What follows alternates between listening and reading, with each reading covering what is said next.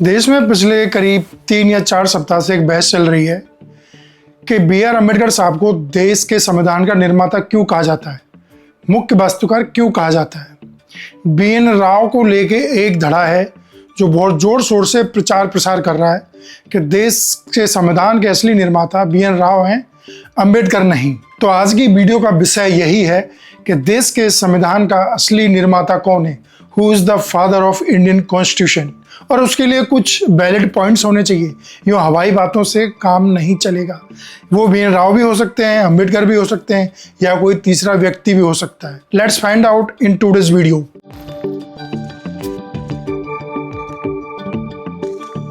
छब्बीस नवंबर 1949 को भारतीय संविधान को अंगीकार किया गया, स्वीकृत किया गया। जो अम्बेडकर की समिति ड्राफ्टिंग कमेटी ने संविधान सभा के पटल पर रखा, उसे स्वीकार कर लिया गया।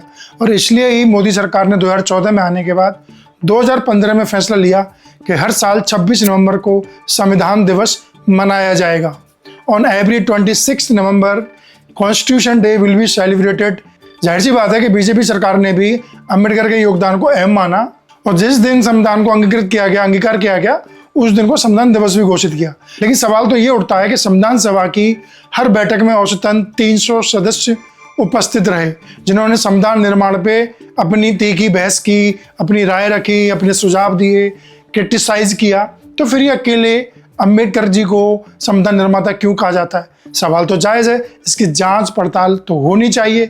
उसी जांच पड़ताल के लिए आज का वीडियो है। और यह बात प्रमुख भारतीय नेताओं के साथ साथ विदेशी विद्वानों और लेखकों ने भी स्वीकार की कि अम्बेडकर जो है भारतीय संविधान के मुख्य वास्तुकार थे। माइकल ब्रेचर अपनी किताब नेहरू ए पॉलिटिकल बायोग्राफी में लिखते हैं कि भारतीय संविधान के मुख्य वास्तुकार अम्बेडकर ही थे।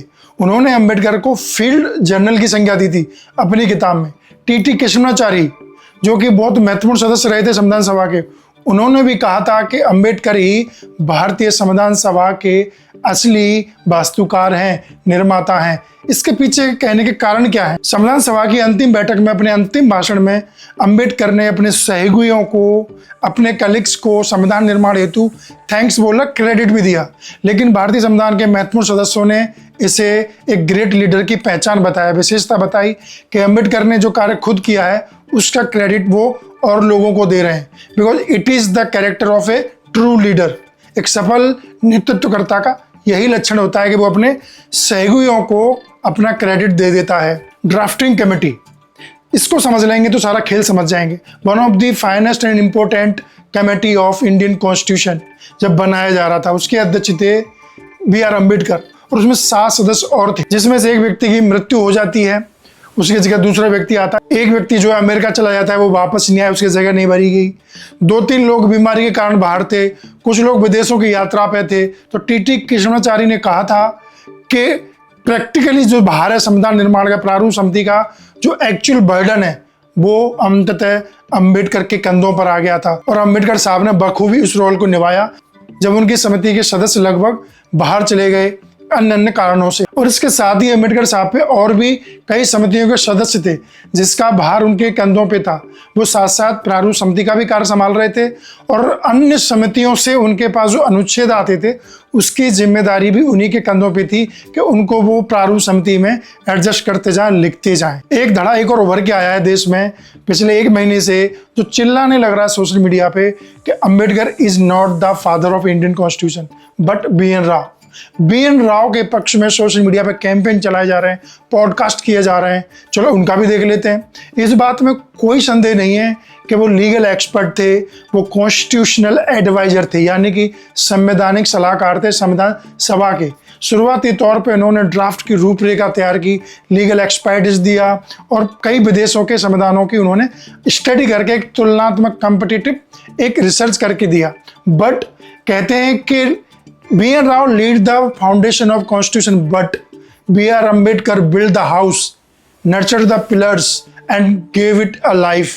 इसको जीवन दिया तो अम्बेडकर ने, घर बनाया तो अम्बेडकर ने, उसमें खंबे खड़े किए तो अम्बेडकर ने। That is why the real, the practical father of Indian Constitution is Ambedkar साहब। इसलिए उनको कंसिडर्ड किया जाता है। B.N. राव का भी रोल अहम है, कम महत्वपूर्ण नहीं है, बट फादर कहना is only suitable to B.R. Ambedkar. लेकिन इस बात से ये साबित नहीं हो जाता कि BN राव का योगदान कम है, लेकिन उनको फादर नहीं कहा जा सकता, क्योंकि मैंने आपको इतने कारण दिए कि संविधान सभा के महत्वपूर्ण सदस्य भी इस बात से सहमत थे, विदेशी विद्वान भी इस बात से सहमत थे, और कई सारी समितियों का भार उठाते हुए भी प्रारूप समिति के कई सदस्य जो मृत्यु हो गई, विदेश में चले गए, राजनीतिक कारणों से उलझे हुए थे, तो अकेले भार उनके ऊपर आ गया और उन्होंने सही समय पे अपनी दक्षता, अपनी योग्यता के आधार पे प्रारूप समिति को सही समय पे संविधान सभा के पटल पे रख दिया, और इसलिए उनको संविधान सभा का वास्तुकार निर्माता कहा जाता है। जब किसी को देश का पिता कहा जाता है या कोई उनको प्रतीकात्मक संज्ञा दी जाती है तो उनका महत्व प्रतीकात्मक होता है। वो बात 100% सच नहीं होती है, बट वो भावनाओं का, जनसमूह का, उस देश, उस काल की परिस्थितियों का एक निचोड़ होता है, और उस स्थिति, उस निचोड़ में अंबेडकर साहब ही संविधान सभा के निर्माता, फादर ऑफ इंडियन कॉन्स्टिट्यूशन ठहराए जाते हैं, और इस बात में कोई गुरेज नहीं होना चाहिए। आपको किसी व्यक्ति को जबरन, किसी को हटा के, किसी को रिप्लेस करके, जबरदस्ती आप इतिहास को झुटला के किसी को फादर या गॉड फादर नहीं बना सकते। हिस्ट्री जो है सो है, आप उसको बदल नहीं सकते। ऑलमोस्ट पूरे देश को ये बात क्लियर है, फिर भी ये वीडियो बनाए जाना, इस तरह के विमर्श किया जाना समय समय पे बहुत ज़रूरी है, ताकि आज की जेन जी जनरेशन भी समझ सके कि अगर ये डिबेट हो रही है तो रियल फादर कौन थे। नेहरू के बारे में, पटेल के बारे में, महात्मा गांधी के बारे में, या जनसंघ के बारे में, या मार्क्सवादी आंदोलन के बारे में, कोई भी धारा, उदारवादी हो, नरमपंथी हो, गरमपंथी हो, सोशलिस्ट हो, कम्युनिस्ट हो, सबके बारे में पढ़ा जाना जरूरी है। पढ़ोगे, समझोगे, बुनोगे, तभी तो सही और गलत की पहचान कर पाओगे, तभी तो डिबेट में हिस्सा ले पाओगे, तभी तो आर्गुमेंटेटिव इंडियंस बन पाओगे। जय हिंद, जय भारत।